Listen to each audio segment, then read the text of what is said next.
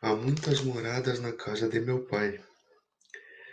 Que vosso coração não se turbe. Crede em Deus, crede também em mim. Há muitas moradas na casa de meu Pai. Se assim não fosse, eu já vos teria dito, porque eu me vou para preparar o lugar. E depois que eu tenha ido e que vos tenha preparado o lugar, eu voltarei e vos retomarei para mim, a fim de que lá onde eu estiver, ali estejais também. Diferentes estados da alma na erraticidade. A casa do Pai é o universo. As diferentes moradas são os mundos que circulam no espaço infinito e oferecem aos espíritos encarnados moradas apropriadas ao seu adiantamento. Independentemente da diversidade dos mundos, essas palavras podem também ser entendidas como o estado feliz ou infeliz do espírito na erraticidade. Segundo ele seja mais ou menos depurado e desligado dos laços materiais, o meio em que se encontra, o aspecto das coisas, as sensações que experimenta, as percepções que possui, variam ao infinito. Enquanto que uns não podem se distanciar da esfera em que viveram, outros se elevam e percorrem o espaço e os mundos. Enquanto certos espíritos culpados erram nas trevas, os felizes gozam de uma claridade resplandecente e do sublime espetáculo do infinito. Enquanto, enfim, que o mal, atormentado de remorsos e de lamentações, frequentemente só, sem consolação, separado dos objetos da sua afeição, geme sob o constrangimento dos sofrimentos morais, o justo, reunido àqueles que ama, goza as doçuras de uma indizível felicidade. Lá também há, pois, várias moradas, embora não sejam nem circunscritas nem localizadas. Diferentes categorias de mundos habitados. Do ensinamento dado pelos espíritos, resulta que os diversos mundos estão em condições muito diferentes uns dos outros quanto ao grau de adiantamento ou de inferioridade de seus habitantes. Entre eles há os que os habitantes são ainda inferiores aos da Terra, física e moralmente. Outros estão no mesmo grau, e outros lhes são mais ou menos superiores em todos os aspectos. Nos mundos inferiores, a existência é toda material, as paixões reinam soberanamente, a vida moral é quase nula. À medida que esta se desenvolve, a influência da matéria diminui, de tal sorte que nos mundos mais avançados, a vida, por assim dizer, é toda espiritual. Nos mundos intermediários, a mistura do bem e do mal, predominância de um ou de outro, segundo o grau de adiantamento. Embora não possa ser feita, dos diversos mundos, uma classificação absoluta pode-se, todavia, em razão de seu estado e de sua destinação, e baseando-se nas diferenças mais acentuadas, dividi-los de um modo geral, como se segue a saber. Os mundos primitivos, destinados às primeiras encarnações da alma humana, os mundos de expiações e de provas, onde o mal domina, os mundos regeneradores, onde as almas que ainda têm o que expiar aurem novas forças, repousando das fadigas da luta. Os mundos felizes, onde o bem se sobrepõe ao mal. Os mundos celestes ou divinos, morada dos espíritos depurados, onde o bem reina inteiramente.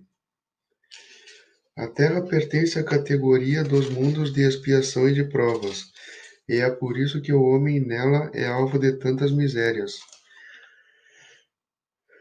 Os espíritos encarnados sobre o mundo, a ele não estão ligados indefinidamente, e não cumprem nele todas as fases progressivas que devem percorrer para atingirem a perfeição. Quando atingiram sobre um mundo o grau de adiantamento que ele comporta, passam para um mundo mais avançado, e assim sucessivamente até que tenham atingido o estado de espíritos puros. São igualmente estações em cada uma das quais encontram elementos de progresso, proporcionais ao seu adiantamento.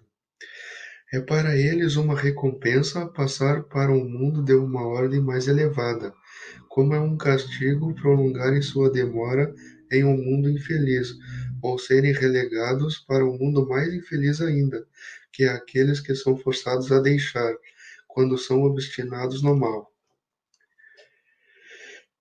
Destinação da terra, causa das misérias humanas. Espanta-se em encontrar sobre a terra tanta maldade e más paixões, tantas misérias e enfermidades de toda sorte, e se conclui disso que a espécie humana é uma triste coisa. Esse julgamento provém do ponto de vista limitado em que se está colocado, e que dá uma ideia falsa do conjunto. É preciso considerar que, sobre a Terra, não se vê a humanidade, mas apenas uma pequena fração da humanidade. Com efeito, a espécie humana compreende todos os seres dotados de razão que povoam os inumeráveis mundos do universo. Ora, o que é a população da Terra perto da população total destes mundos? Bem menos que a de um lugarejo em relação à de um grande império. A situação material e moral da humanidade terrestre nada mais tem que espante, dando-se conta da destinação da terra e da natureza daqueles que a habitam. Far-se-ia dos habitantes de uma grande cidade uma ideia muito falsa se fossem julgados pela população de bairros ínfimos e sórdidos. Num hospital não se vêem senão doentes e estropiados. Numa prisão de forçados vêem-se todas as torpezas, todos os vícios reunidos. Em regiões insalubres, a maior parte dos habitantes são pálidos, fracos e sofredores. Pois bem, que se figure a terra como sendo um subúrbio, um hospital, uma penitenciária, uma região malsã, porque ela é, ao mesmo tempo, tudo isso e se compreenderá porque as aflições dominam sobre as alegrias, pois não se enviam ao hospital as pessoas sadias, nem às casas de correção aqueles que não fizeram o mal, e nem os hospitais nem as casas de correção são lugares de prazeres. Ora, da mesma forma que numa cidade toda a população não está nos hospitais ou nas prisões, toda a humanidade não está sobre a terra. Como se sai do hospital quando se está curado, e da prisão quando se cumpre o tempo, o homem deixa a terra por mundos mais felizes, quando está curado das suas enfermidades morais. Instruções dos Espíritos, mundos inferiores e mundos superiores. A qualificação de mundos inferiores e de mundos superiores é antes relativa do que absoluta. Tal mundo é inferior ou superior em relação àqueles que estão acima ou abaixo dele na escala progressiva. Tomando a Terra como ponto de comparação, se pode fazer uma ideia do estado de um mundo inferior, supondo nele o homem no grau das raças selvagens, ou de nações bárbaras que ainda se encontram em sua superfície, e que são os restos do seu estado primitivo. Nos mais atrasados, os seres que os habitam são de alguma sorte rudimentares. Eles têm a forma humana, mas sem nenhuma beleza. Seus instintos não são temperados por nenhum sentimento de delicadeza ou de benevolência, nem pelas noções do justo e do injusto. Só a força bruta faz a lei. Sem indústria, sem invenções, os habitantes despendem sua vida na conquista da sua nutrição. Entretanto, Deus não abandona nenhuma das suas criaturas. No fundo das trevas da inteligência jaz, latente, a vaga intuição de um ser supremo, mais ou menos desenvolvida. Esse instinto basta para torná-los superiores uns aos outros e preparar sua eclosão para uma vida mais completa, porque não são seres degradados, mas crianças que crescem. Entre esses graus inferiores e os mais elevados, há inumeráveis escalões, e nos espíritos puros, desmaterializados e resplandecentes de glória, tem-se dificuldade em reconhecer aqueles que animaram esses seres primitivos. Da mesma forma que, no homem adulto, tem-se dificuldade em reconhecer o embrião. Nos mundos que chegaram a um grau superior, as condições da vida moral e material são bem outras que as de sobre a Terra.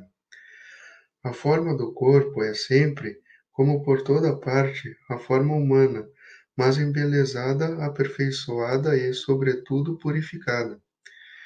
O corpo nada tem de materialidade terrestre e não está, por conseguinte, sujeito nem às necessidades nem às doenças, nem às deteriorações que engendram a predominância da matéria. Os sentidos mais delicados têm percepções que neste mundo a grosseria dos órgãos sufoca. A leveza específica dos corpos torna a locomoção rápida e fácil. Em lugar de se arrastar penosamente sobre o solo, ele desliza, por assim dizer, na superfície ou plana na atmosfera, sem outro esforço senão o da vontade. A maneira pela qual se representam os anjos, ou pela qual os antigos imaginavam os manes nos campos elíseos. Os homens conservam, à vontade, os traços das suas migrações passadas e aparecem aos seus amigos tal como os conheceram, mas iluminados por uma luz divina, transfigurados pelas impressões interiores que são sempre elevadas. Em lugar de rostos pálidos, devastados pelos sofrimentos e pelas paixões, a inteligência e a vida irradiam esse clarão, que os pintores traduziram pelo nimbo ou auréola dos santos. A pouca resistência que a matéria oferece aos espíritos, já muito avançados, torna o desenvolvimento dos corpos mais rápido e a infância curta ou quase nula. A vida, isenta de inquietações e de angústias, é proporcionalmente muito mais longa que sobre a Terra. Em princípio, a longevidade é proporcional ao grau de adiantamento dos mundos. A morte não tem nada dos horrores da decomposição. Longe de ser um objeto de pavor, ela é considerada como uma transformação feliz, porque a dúvida sobre o futuro não existe.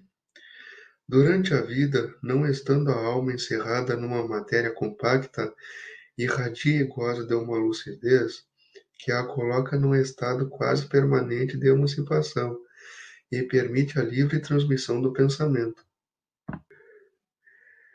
Nesses mundos felizes, as relações de povo a povo, sempre amigáveis, jamais são perturbadas pela ambição de dominar seu vizinho, nem pela guerra que lhe é consequência. Não há nem senhores, nem escravos, nem privilegiados de nascimento. Só a superioridade moral e inteligente estabelece a diferença das condições e dá a supremacia. A autoridade é sempre respeitada, porque não é dada senão a quem tem mérito, e se exerce sempre com justiça. O homem não procura se elevar acima do homem, mas acima de si mesmo, aperfeiçoando-se. Seu objetivo é chegar à classe dos espíritos puros. E esse desejo incessante não é um tormento, mas uma nobre ambição que o faz estudar com ardor para chegar a inigualá-los. Todos os sentimentos ternos e elevados da natureza humana se encontram aumentados e purificados. Os ódios, os ciúmes mesquinhos, as baixas cobiças da inveja são ali desconhecidas. Um laço de amor e de fraternidade une todos os homens. Os mais fortes ajudam os mais fracos.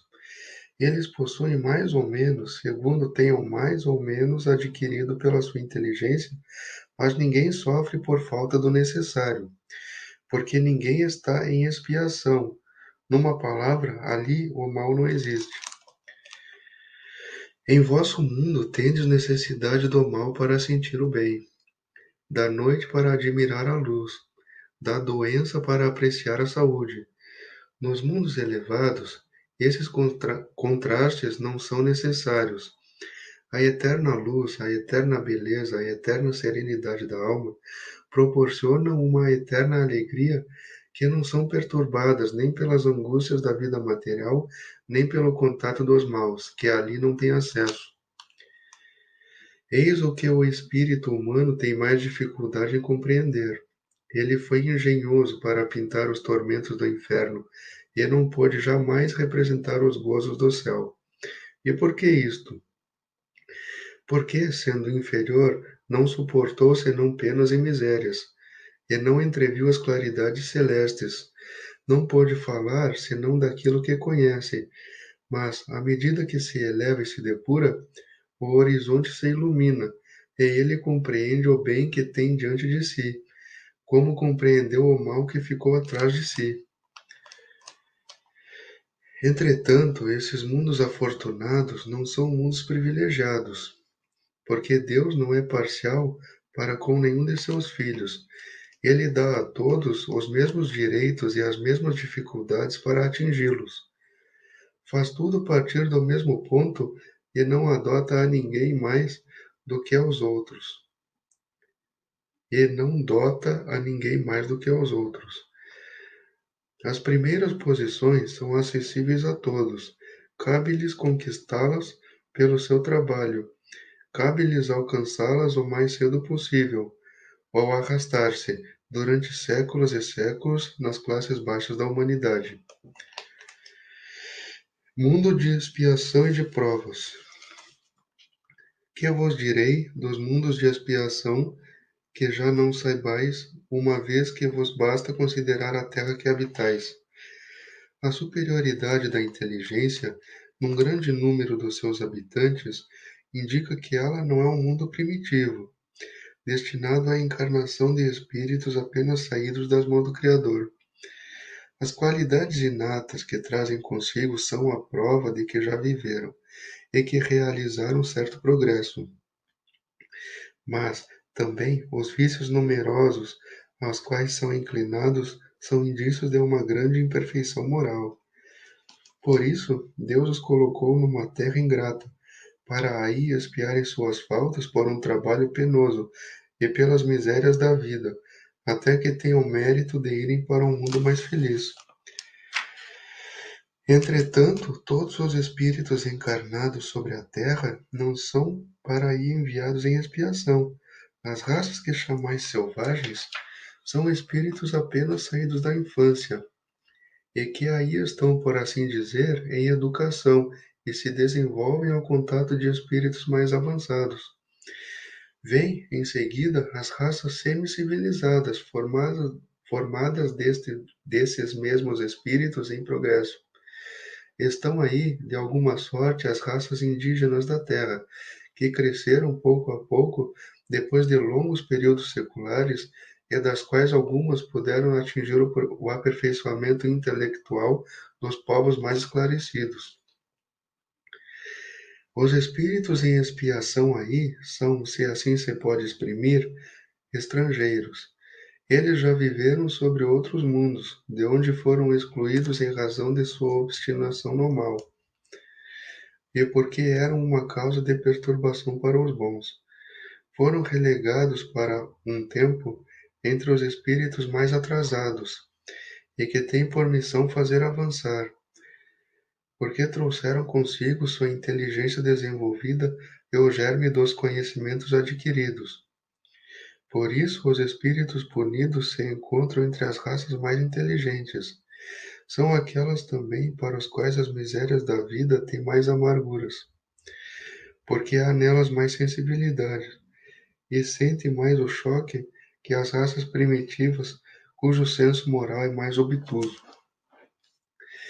A Terra fornece, pois, um dos tipos de mundos expiatórios cujas variedades são infinitas, mas que tem por caráter comum servir de lugar de exílio aos espíritos rebeldes à lei de Deus. Aí esses espíritos têm que lutar, ao mesmo tempo, contra a perversidade dos homens e contra a inclemência da natureza, duplo trabalho penoso que desenvolve, a uma só vez, as qualidades do coração e as da inteligência. É assim que Deus, em sua bondade, faz reverter o próprio castigo em proveito do progresso do espírito.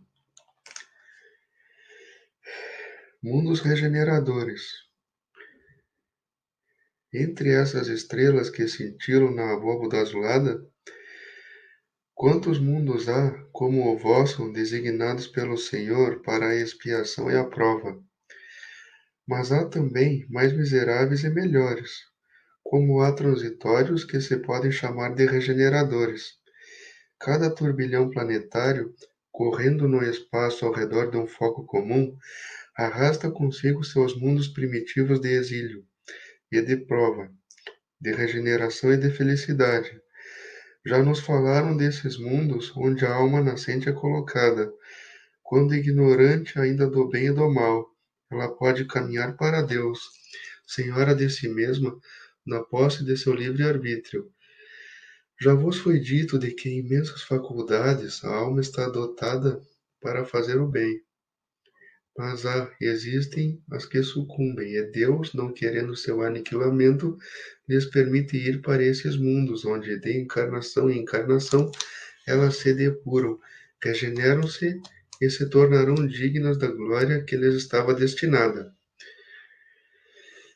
Os mundos regeneradores servem de transição entre os mundos de expiação e os mundos felizes. A alma que se arrepende neles encontra a calma e o repouso, acabando de se depurar. Sem dúvida, nesses mundos o homem ainda está sujeito às leis que regem a matéria. A humanidade experimenta as vossas sensações e os vossos desejos, mas está livre das paixões desordenadas, das quais sois escravos.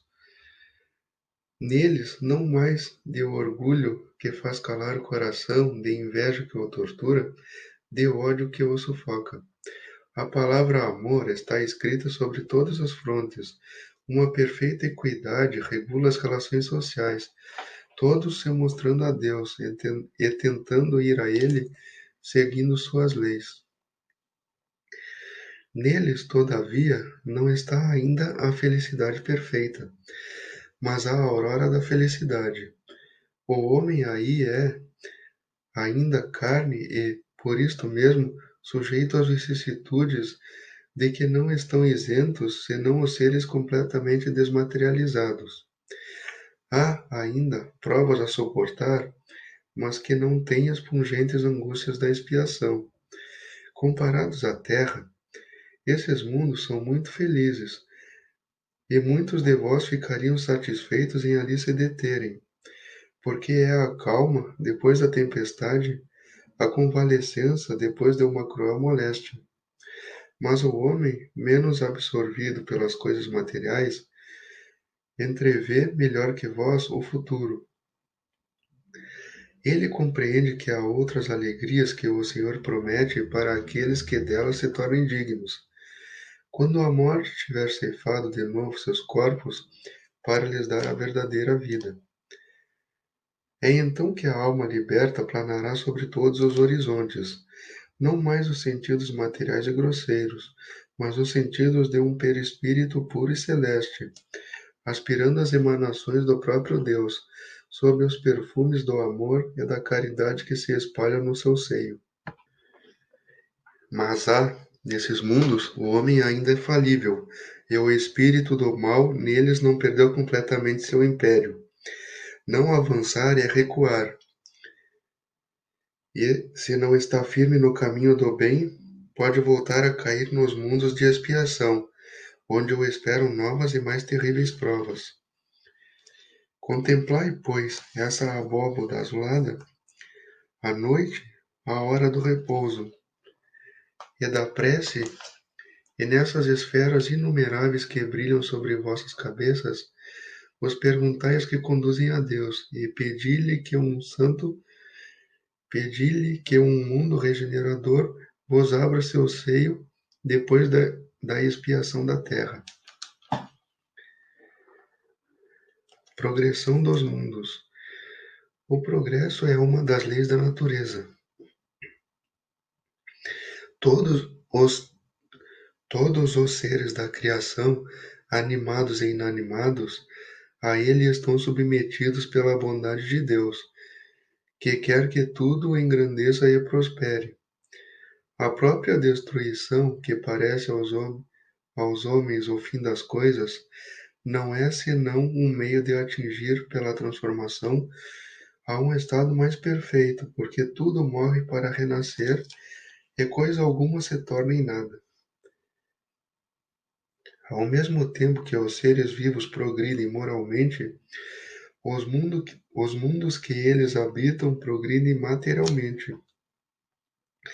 Quem pudesse seguir um mundo nas suas diversas fases, desde o instante em que se aglomeraram os primeiros átomos que serviram à sua constituição, o veria percorrer uma escala incessantemente progressiva, mas por graus insensíveis a cada geração, e oferecer aos seus habitantes uma morada mais agradável, à medida que estes avançam, eles mesmos na senda do progresso. Assim, caminham paralelamente o progresso do homem, o dos animais, seus auxiliares, dos vegetais e da habitação, porque nada é estacionário na natureza. Quanto esta ideia é grande e digna da majestade do Criador, e ao contrário, quanto é pequena e indigna do seu poder aquela que concentra sua solicitude e sua providência sobre o imperceptível grão de areia da terra, e restringe a humanidade a alguns homens que a habitam.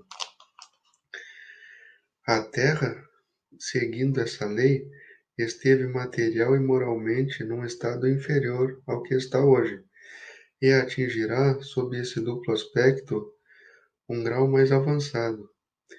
Ela atingiu um dos seus períodos de transformação em que de mundo expiatório se tornará mundo regenerador.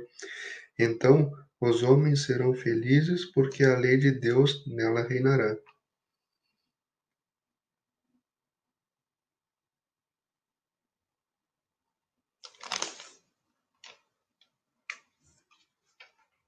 Mas nesses mundos o homem ainda é falível, e o espírito do mal neles não perdeu completamente seu império.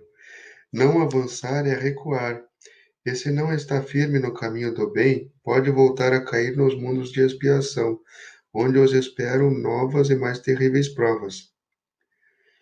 Contemplai, pois, essa abóboda azulada, à noite, à hora do repouso, e da prece, e nessas esferas inumeráveis que brilham sobre vossas cabeças, vos perguntai as que conduzem a Deus, e pedi-lhe que um mundo regenerador vos abra seu seio depois da expiação da terra. Progressão dos mundos. O progresso é uma das leis da natureza. Todos os seres da criação, animados e inanimados, a ele estão submetidos pela bondade de Deus, que quer que tudo engrandeça e prospere. A própria destruição, que parece aos homens o fim das coisas, não é senão um meio de atingir, pela transformação, um estado mais perfeito, porque tudo morre para renascer e coisa alguma se torna em nada. Ao mesmo tempo que os seres vivos progridem moralmente, os mundos que eles habitam progridem materialmente. Quem pudesse seguir um mundo nas suas diversas fases, desde o instante em que se aglomeraram os primeiros átomos que serviram à sua constituição, o veria percorrer uma escala incessantemente progressiva, mas por graus insensíveis a cada geração, e oferecer aos seus habitantes uma morada mais agradável, à medida que estes avançam eles mesmos na senda do progresso. Assim caminham paralelamente o progresso do homem e dos animais, seus auxiliares, dos vegetais e da habitação, porque nada é estacionário na natureza. Quanto esta ideia é grande e digna da majestade do Criador, e ao contrário, quanto é pequena e indigna do seu poder aquela que concentra sua solicitude e a sua providência sobre o imperceptível grão de areia da terra, e restringe a humanidade a alguns homens que a habitam. A terra, seguindo essa lei, esteve material e moralmente num estado inferior ao que está hoje, e atingirá, sob esse duplo aspecto, um grau mais avançado. Ela atingiu um dos seus períodos de transformação em que de mundo expiatório se tornará mundo regenerador. Então os homens serão felizes porque a lei de Deus nela reinará.